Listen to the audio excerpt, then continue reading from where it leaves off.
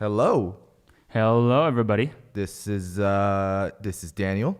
And Woodie, I thought you were going to say this is Milk, what we're listening to. Oh, this is Milk. Oh, and cereal? No, I'm just kidding.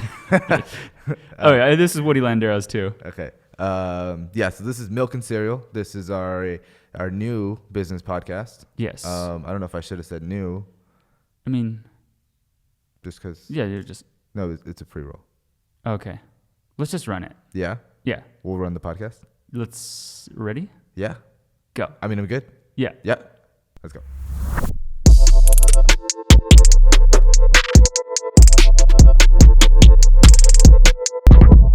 We rolling?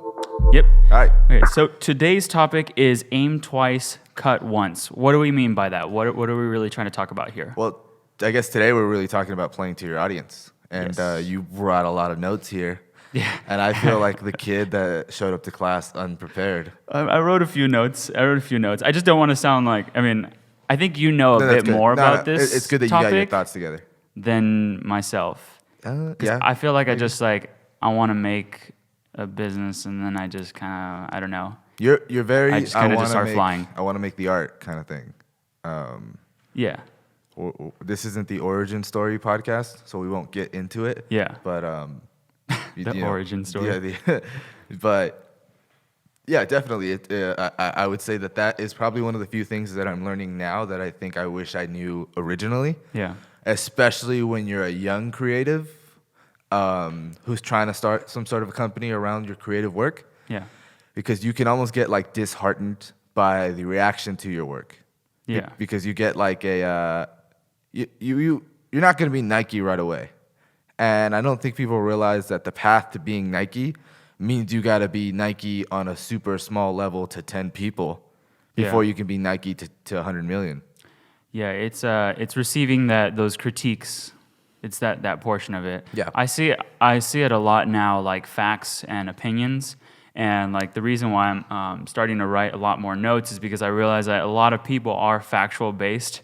Yeah. So I want to have like the facts, and then I want to like let people know this is what the fact is, and then this is what I feel, because a lot of people will just call BS on you. Right. And then it's like, well, where'd you get that from? Right. And it might be emotionally I think the fact driven thing or is great when you can get a good example of something. yeah. So like this is the Like a fact story.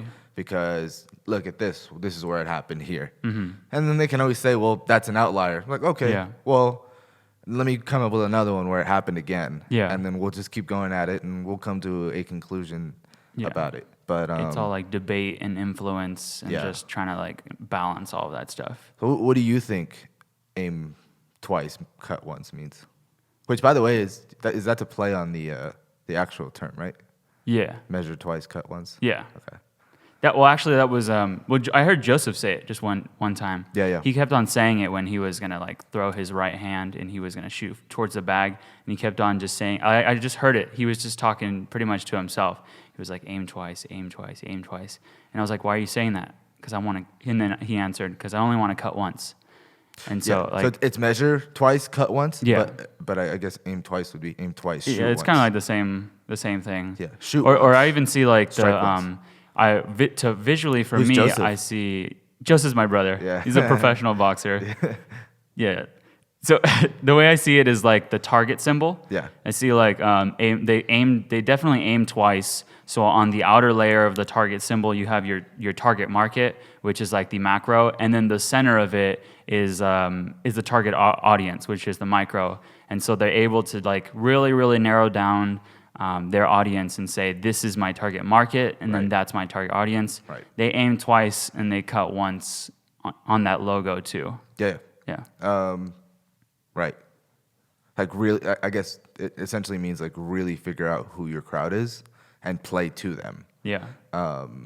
Which is key in business, I've found, in everything, in any kind of industry. Like if you really figure out who your crowd is, and it could be the general public, but to be honest with you, especially if you're the creative type, you probably don't want the general public to be into what you're doing. Because it might really affect your art. Like you might get something really bland and boring, and you might be like, dang, this sucks. But it sells really well. Yeah. Kind of like pop music, although I would say pop music is tight because most people can generally agree when a pop song is catchy, Mm-hmm. right? You don't have to say you like it, but you can say, oh, it's pleasing to listen to. Yeah. It doesn't kill me. I'm tired of hearing it 100 times in a row, but I'm not angry at it. Yeah. But you might get like I mean, someone may not really like hip hop like that. Yeah. Or a section of hip hop because it's so diverse now. Yeah. And you might hear a hip hop song and you might say, oh, I don't like this. Yeah. And that's your honest opinion. And if I was that hip hop guy and I was making music that didn't appeal to a certain audience, like it doesn't maybe sell in the suburbs, but it sells in the inner city, then I'm gonna figure out a way to place my stuff in the inner city first before the suburb gets it, because the suburb's not gonna understand it right away. Yeah, and I think it's understanding that too, because like I feel like a lot of artists and even myself, you just feel like, well, everyone's my target audience because everyone appreciates that's art not and true. everyone, it takes like a lot of focus and it takes like a lot of like really just like discipline to be able to look at the man in the mirror and say, well, who likes me? Yeah. And who's my clan? Who's my group? Who are the people that are gonna like what I do? And then who just doesn't really A lot of the time too, care. is if you're young and you're like, how do I find those people? Well, look at yourself in the mirror and honestly ask yourself, okay, well, where do I buy art?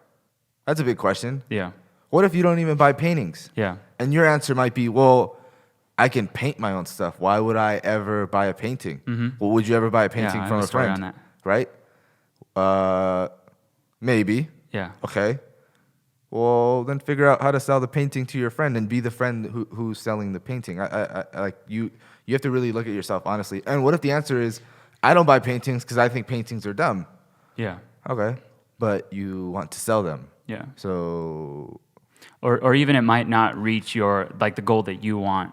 Right. Because like when I was doing Goal Kills, I had a clothing line called Goal Kills. Right. And when I was doing that, I was displaying in the downtown Riverside Art Walk, and I thought these people, this is my target audience. Just this starting Kind here. of.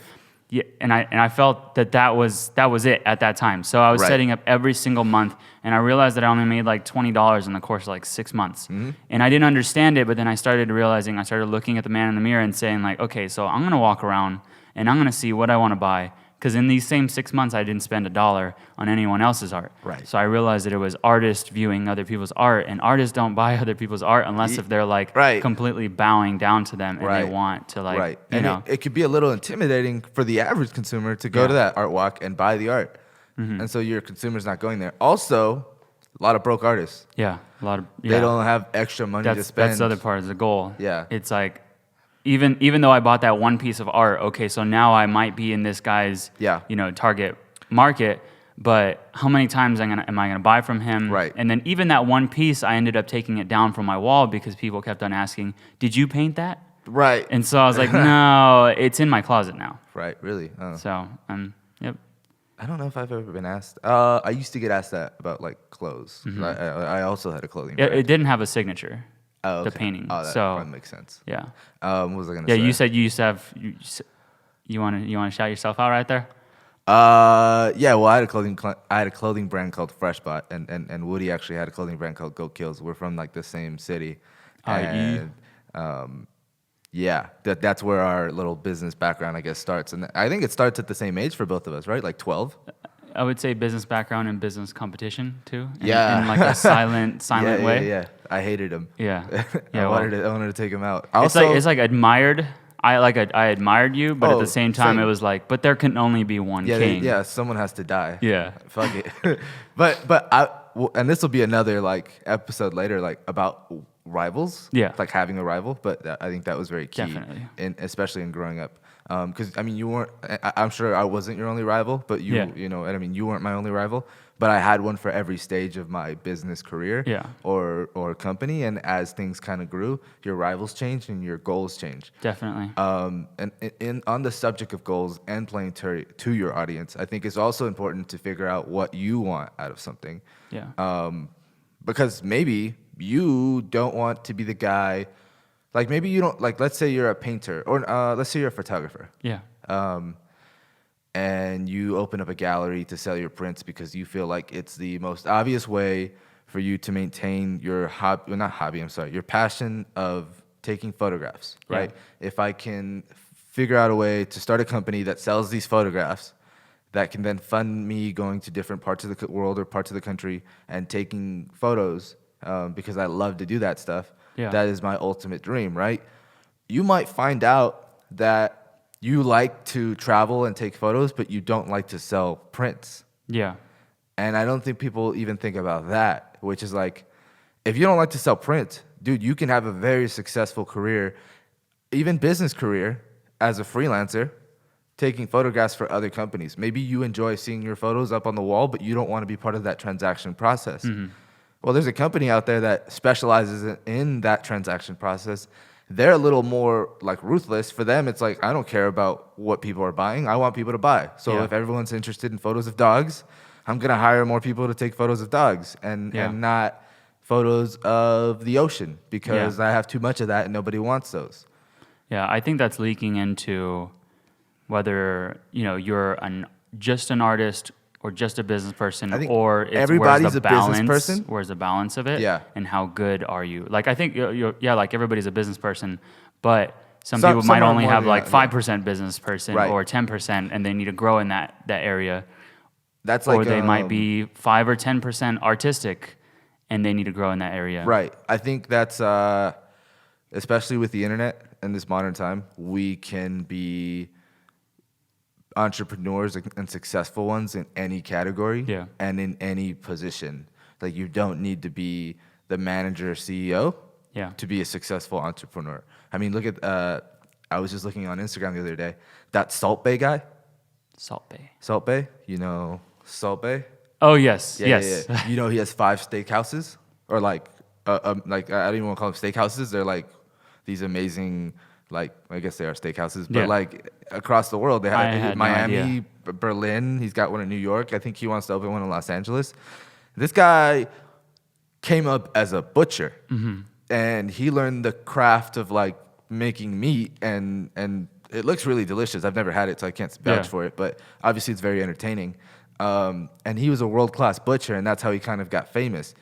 Now he's a successful entrepreneur in the sense that he has 5 of these businesses, and people are coming to his restaurants to see him, but also to enjoy his food because he's known as being this guy that can have quality food. He's using his name on these restaurants. I'm sure there's a manager there that's managing the restaurants for him, and there's probably a business manager there as well. You don't have to be the CEO guy. You can be the artist and be a successful entrepreneur. You don't have to do every position. You learn what position you like. You stick to that. You do that very well, and then you figure out how to leverage that into what you want to do. I don't know if that's in the same category, but it is definitely like figuring out what you want to do.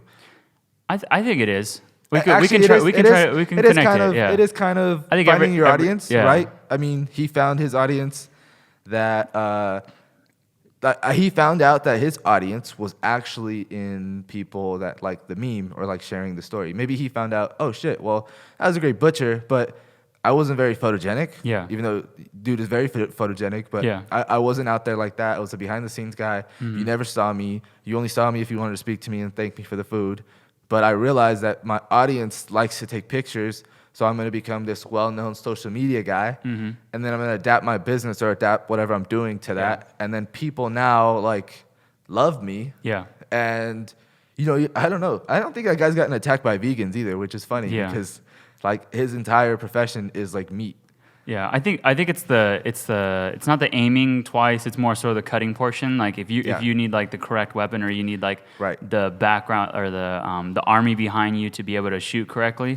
Then do that if that's gonna move you closer towards reaching the audience that you're trying to like capture or like resonate with. So the aiming question. You're saying that as like the aiming is the research portion of starting a business. In terms of the aiming in this situation is researching your audience. Like, what do you think? So maybe he knows like what his audience is, well, and he knows. But maybe the cutting portion of it he wasn't so good at. So like, or somebody wasn't so good at, and so they need other people's help. Like I'm not good at writing, but I know that writing is a part of reaching my audience. Right. He might have thought his audience was just like this upscale rich guy, and he didn't realize celebrities and other people wanted to be there too. And I mean, and that could be its own thing. But maybe like a question on practical advice is like, what do you think a like person would do in order to aim for their audience or find their audience? Like, what is the easiest way to kind of get there? To find your audience? Yeah, I think it's start small. I feel like, I Well, feel, actually, maybe that's not true because you don't necessarily have to start small. yeah. But it's good to like not. Well, I think it's really understanding like who you can. Well, everybody has a voice, right? And I feel like if you can put that voice into your company and try to find like, okay, who's gonna like listen to you? Yeah. So I mean, I think it comes by trial and error for me, because it'll just come like naturally. So I like to create things. So whenever I created Goal Kills, I started realizing that okay, maybe it is for the creator, because it was for me, like it was my Right. little hero or whatever. And then I started realizing like, well, maybe it's not for like the starving artists because they can't afford it, and maybe I have to sell to like larger companies that can actually help me distribute it. Right. So then like it's going back and forth, and then it's also looking at the and insights and seeing those younger kids. Everybody wants to kind of be seen as an artist. yeah. So it could even just you don't even realize how many people like resonate with that. Yeah. with Apple. that. Everybody's a creator Yeah, yeah. in Apple. Like yeah. like when You you feel buy more Apple, creative, it's yeah. like I am the creator. Like yeah. don't go with the office job. Like you can do They it sold that with for a this while. one device. Huh.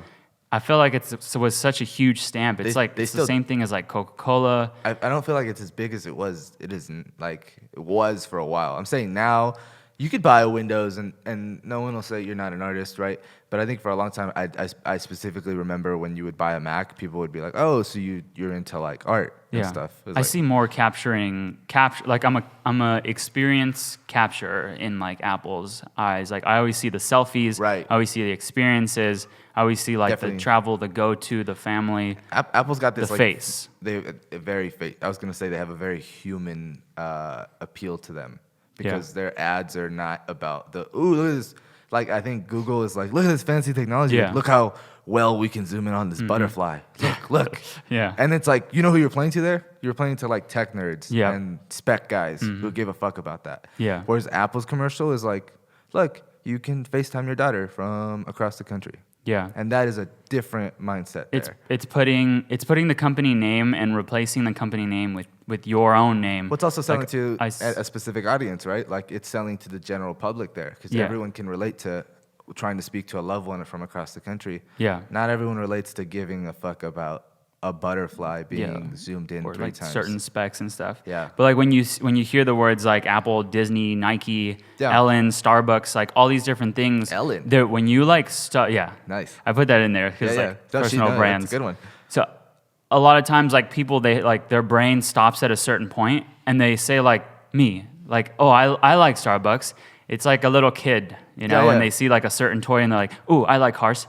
Yeah, yeah. That's me. That's yeah. me. And then you get like this happy feeling with it. So I think they're like companies that really have their target audience like just narrowed down are the ones that are able to have people say, Oh, their style. that's me. Yeah. You ever? I like to do that stuff. Because you get involved with business often, so you come across a lot of other businesses. You ever met that guy who not only doesn't know his audience, but probably because he doesn't know his audience, doesn't know what his business is? Yeah. I had a guy who I was freelancing for a couple months back, and without saying too much about the company, they basically made like a golf simulator, and I thought it was really cool. To be honest, it wasn't very refined. I wish they had really focused on the golf simulator, Yeah. and like spent some money on it, and especially on the branding side of things, and really like built a great program around it because I thought he had a good product. Yeah. I didn't think it was $100 million product. I thought maybe it was like 10 or 30. Yeah. And then maybe the company grows and pivots into something bigger. But he was almost trying to grow and pivot it early because they, at some point, I started at the golf simulator. Basically, I did like a small packaging job for that. And then they were like, well, we need to do a presentation because we're trying to pitch to NASCAR. Yeah. And I was like, what does golf and NASCAR have to do anything with each other? And it was like, well, we want to get their broadcasting rights for China. And I'm like, why? And they're like, because it's a $100 million deal and it's this. And I'm like, oh, that sounds like a great opportunity. this is not the company that like what your golf audience cares about Chinese NASCAR. Yeah. They don't know. No, What are no you way. doing? Like that's to me. That I was I like, hear wow, it this is so lost.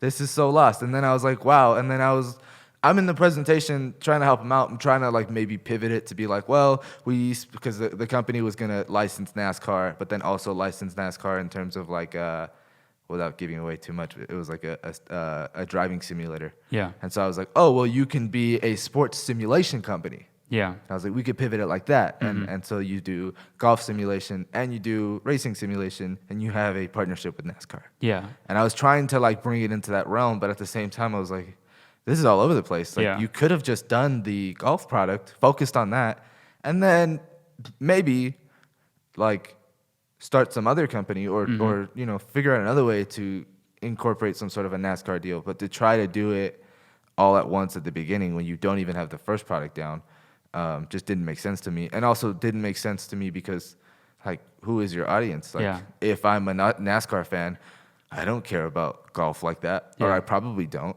And if I'm a golf fan, I don't care about NASCAR like that. Yeah.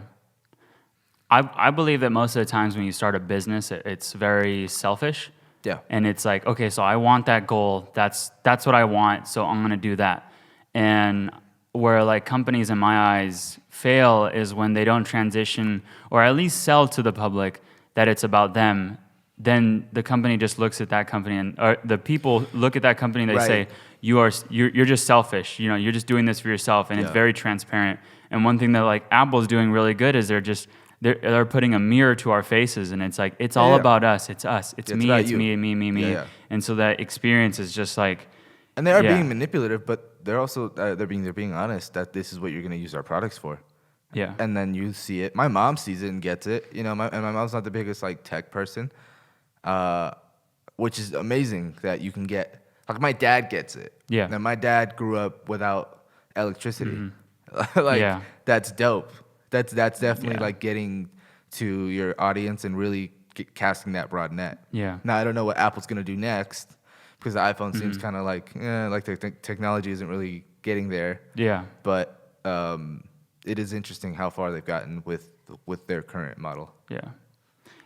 I think and then also just kind of overlaying all of that stuff with, I think it's just touching the emotions Yeah. of people, just trying to find out exactly, like finding your target audience is just really trying to figure out like their emotions and how you fit in there. Yeah. And not how they fit into your company, but more so how your company can help their emotion or like, you know. Right. And so like I saw, I Right, you want to read make this thing. someone feel something about your product. Yeah. Is what you're saying. Yeah. I read this thing on Google. It says to launch a successful marketing campaign, you will need to connect with your target audience emotionally. And so like they split it into two different things, which is one, demographics. So then it's statistical data relating to the population.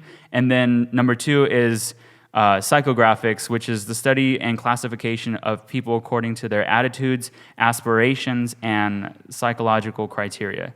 So I like all of that stuff, all that handful of words. I love the part where it was like aspirations. Yeah. Give me the spark notes on this. So what are they saying here on 1 and 2? 1 is what? So one is pretty much just like Tell me like I'm 5. Explain to me like I'm 5. in 5. You never heard that? No. It's a Reddit forum. I Explain haven't. to me like I'm 5. Okay, so demographics is like location. Right. And then psychographics is like the people in that location and their emotions, like what's in Nice. their brains. Got it. So yeah. So play to your audience, Yes. but then figure out what your audience is thinking. Yeah. Amazing. When they're experiencing it too. Right. Another good like example of this or recommendation. You ever read Shoe Dog by Phil Knight? It's his memoir of Nike. You've referenced it a few I times. love that book. I need to Very read good it. book. Very good book, especially in terms of business. Yeah. Phil Knight has a really good quote, by the way, is business is war without the bullets. So it's a good book, Yeah. especially for someone, any kind of young person. Actually, I would say any young guy, but any young person. Yeah. I just related to it because when I read it, I felt like a young guy, and he was a young guy in the beginning of the book. It's a very relatable book, and he's talking about the founding of his company. But I think one of the key takeaways was he was selling Nike as a lifestyle because Nike was about being an athlete. And it was like, okay, so if we are going by what me and you are saying, that you're playing to your audience, Phil Knight only advertises to runners and boxers and basketball guys. But that's like 20% of the population that can even keep up with that, by the way. And not to mention the 20% of that 20% that actually even gets to compete at a higher level, which is actually way smaller than that. I'm just trying to like give you a number. So by that metric, you would be like, oh, well, how would Nike be $100 billion company if they're only advertising to the elite like athletes of the world? But I think like what Nike managed to do was to like pivot that to make a broader audience. They started with just selling to athletes, by the way, and that's what I mean by starting small. Because your athletes are gonna get it, you know. You don't have to like get super technical or super inspirational with them. For them, it's like, look, this is a practical product, and usually with the smaller guys, when you start small, your smaller audience is there for the practicalness of it. You probably don't want to start a company off the bat being super emotional and super like connective, because it's kind of hard to get anyone to try something new on just emotion. Practicality is the fastest way to get someone to try something new. Hey, you've been doing that for 20 years, but does it make you feel good? And they're gonna be like, I don't give a fuck about how I feel. And it's like the best way to sell it would be, hey, you've been doing that for 20 years. I think I got a product here that's a little more effective. And so he did that with the athletes, and that's how he got the athletes on board. And then what he did to broaden his audience. So I don't think any of this stuff is like to share with your, you know what I mean? Like, do you live in Riverside and do you feel lonely or do you feel like, I don't think it should be like that. I think it should be more like, okay, so no, I think that's practical. Like my company how you get there is starting with because I think Nike was super smart to like do both. They were able to just say like, okay, this is the athlete. They got but there. then they got there. So then on the other side, it's like, even though you're like not an athlete, in your brain, you could like you want to be an athlete, or you want like that's what I was gonna get to. The wants and was definitely he found a way to be like, okay, this athleticism thing is a feeling, but everybody feels this way. And so I think he started with his audience just being the runners, right? And when he started the running company, I mean, Phil Knight was a runner. He was a track and field guy, and his co-founder was his coach Bill Bowerman from Oregon. I think Oregon University. There's Oregon State and there's Oregon. Okay. So Bill Bowerman was like the track coach. So their whole audience, like everyone they were getting initially, were just runners. Right. And so that they were playing to their audience. And then it was like, well, how do you build this company even bigger? How do you scale it bigger than that? And it was like they learned more about their audience, and they learned that part of their audience existed outside of their realm. Like it wasn't just the runners. And that's when you get to the emotional side of things. It's like, oh wow, there's actually a mom in Wisconsin who likes fitness and actually looks up to these athletes, and she can't be like this star Olympian, but she could feel that way when she puts on a pair of our shoes. It's a dream. And so that's when it gets into your demographics and psychographics, as far as manipulating your audience. But I would say finding your audience is first, starting small, starting practical, and then growing bigger. I know a lot of companies, and I know you do too, that started with the emotional first, and they were like, it doesn't work. And then they get really heartbroken. Because they started with the emotional first, but they should start with the practical first. Definitely. That's something to take in for myself. Right. Because what do you think your target audience is? Because like that's what I've been thinking about the entire time. Like, for what? At the same time that we're like teaching, I'm also learning for your company. Same. I love this. My design company. So what is your design company actually? Okay. Throw that out there. We got a couple minutes, right? 2? Yeah. We'll make it quick.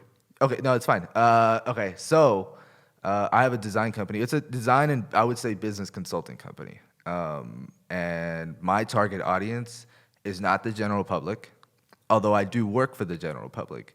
Mine's more of a B2B kind of company where I reach out to people who are struggling with finding their audience or finding what the proper strategy is for their business and coming up with practical solutions for them. So I really don't. So if you don't understand this, then go to Daniel. Yeah. If you don't understand this podcast and you need help on this stuff, no, well, this pretty much podcast like go to Daniel. is a gem. I think this would be a great way to like introduce people to our minds. Yeah. And open a discussion. We might be wrong here. Which is beautiful. By the way, I hope we are. If we are wrong, if we're wrong, like I would love to hear your opinion. Call us out. Yeah, call me out. Shit, call me. Yeah. And then let's talk about it. I would love to know. You've been to a couple seminars too, right? Like business seminars. Yeah. Don't you love it when you're there and you're like, I've heard this bullshit. I've heard this bullshit. I know this. Of course, supply, demand. Bullshit. Okay, fine. Give me something good. And then they give you something good. Yeah. And then you're there and you're like, that one thing was enough.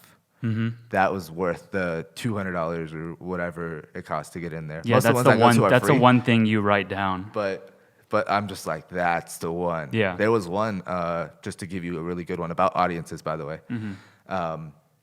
I went to by the way, like I do design and I do business. I'll do anything, but I definitely love music and I love working in music consultation. I have a few clients that do that. So we went to a music seminar for some music managers. Mm-hmm. Post Malone's guy, Marshmello's guy, G-Eazy's guy, and Shawn Mendes' guy, and I think there was one more. That's kind of it. But yeah, what they talked about was there's brown paper bag money in hip hop, and essentially, when someone has a hit, right, like that club banger, like I'm in love with the cocoa, and then they go to the club, and they take the 10 grand to play at a club, right? Those are called soft tickets. Mm-hmm. This is a new concept. Yeah. That I learned. Not that it's a new concept, but this is something new I learned that really stuck with me. Yeah. Soft tickets are tickets that would sell anyways. In other words, we're all going to the club on a Saturday night anyways. Mm-hmm. The fact that the Coco guy is there, I mean, it's a bonus. Fuck it. Like, you can charge $5 more. It's not why you came. Yeah, I was going to go out anyways. Should we just go to the club where the like poppin' new rapper is? Yeah, of course. But I was going to go out anyways. I probably would have gone to the club anyways. Yeah. I would have stumbled that way anyways. There's not very many clubs out here, right? But the problem with that is you're not building a core audience. I didn't know this. So the opposite to soft tickets is obviously hard tickets. And what hard tickets is, I sell the El Rey Theater or even a smaller venue that only fits 500 people instead of the club that fits 2,000 or whatever. No club fits 2,000, but yeah. Yeah. But I sell a venue in LA that fits like less than 500 people, but I pack it out. Those are hard tickets. Those are tickets I sold. Those aren't tickets people were going to go to anyways. Those are people I got out to on a Wednesday night. Yeah. And the reason you want to do hard tickets over soft tickets is hard tickets allow you to build a core audience that actually likes you, that actually goes to your shows. They're not there because they were going to go to the club anyways. They're there to see you. And you build some sort of relationship and rapport with them. Mm-hmm. And this is like key in keeping a momentum in terms of music and rap and all of that. Because if you have that banger and you capitalize on it by just doing soft ticket sales, by just going to clubs for like 3 months, you're hanging out with a bunch of people that don't care about you and will forget about you. Yeah. And that's why, by the way, that's why I mentioned that song. OT Genesis kind of struggles with that. Yeah. Building, like, I've never met anyone that says, OT Genesis is my favorite rapper. Yeah. And the reason being is he kind of takes that soft ticket money off the bat when he has a hit. That guy, by the way, has had 3 hits. Yeah. And anyone who has had 3 hits should have an audience by now. Yeah. But what would I say? What would you say like a festival would be? Like a music festival, like with multiple artists. So that's would tough. That be hard or soft? That's a good middle ground. Okay. Because I got confused when that's the first thing that popped in my head. Because sometimes I'll just buy the festival ticket for the experience. Coachella is very much somewhere in the soft range. Yeah. But not very much. I mean, there's a good core audience of Coachella, myself included, that is going to go every year before seeing the lineup. Yeah. I'm going next year. Yeah. I have a good time every time. Yeah. And the artists are usually good, and they're usually artists that I like. Mm-hmm. That being said, I'm kind of looking at the lineup on who's going to be there because the entire purpose of the festival is the music. Yeah. At the club, you're not really So, Like so the in music, your, I hope like the music is good. You would be like Yeah. the soft ticket, Yeah. and then some people I might be would be a considered semi like a semi soft ticket, right? Okay. If well, because good artists are going to be there too. yeah, but let's say it like for me, it's like I didn't go one year because I didn't really care for the artist. Yeah. But if it was like Kanye West, I'm there. Yeah. You know why? I'm a big Kanye West fan. So I'm not necessarily fully soft ticket. Some people are, and a good majority of that audience Yeah. is. But I would say a good majority of it is also hard tickets and is going because of the name on the billboard, Yeah. like Beyonce fans. Yeah. Sweet.